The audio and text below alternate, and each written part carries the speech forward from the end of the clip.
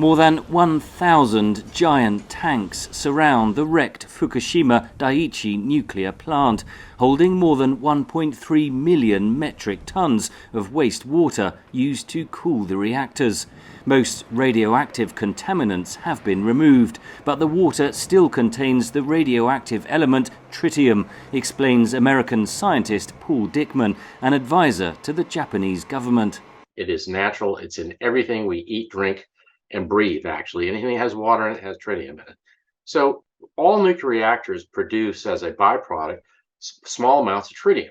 And the way that you deal with this, and we have constantly, is to discharge this either through evaporation into the air or discharge it into a water body, particularly if you're by the sea.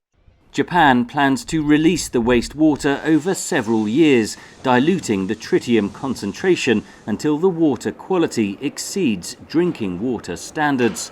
The plan was approved by the International Atomic Energy Agency last month, but it has provoked anger from some environmental groups. Fishing communities, like those at Tokyo's Tsukiji fish market, also fear their livelihoods will be hit. The Japanese brand will decline.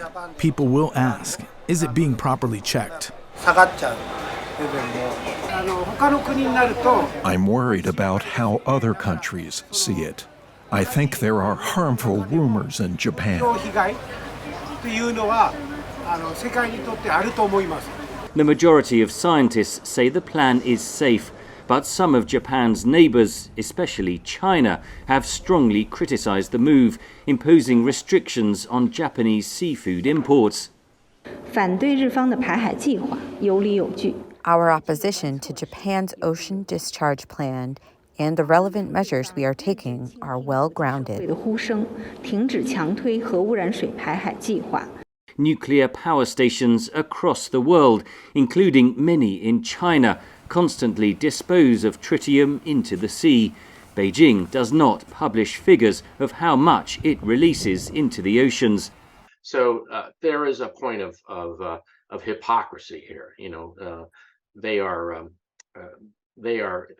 accusing Japanese of doing what they do. The regulatory authorities, both in Korea and China, who I think are pretty good, were quiet. They were silent on this, and yet they are authorizing their own companies and their own reactors to discharge into the sea every day.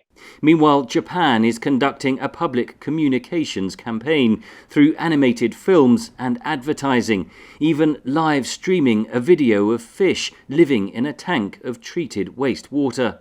Here in Tokyo's giant Tsukiji fish market, the stallholders are confident over the safety of their seafood. But this isn't just about science. Japan is in a political and public relations battle with some of its biggest Asian buyers. Henry Ridgwell for VOA News, Tokyo.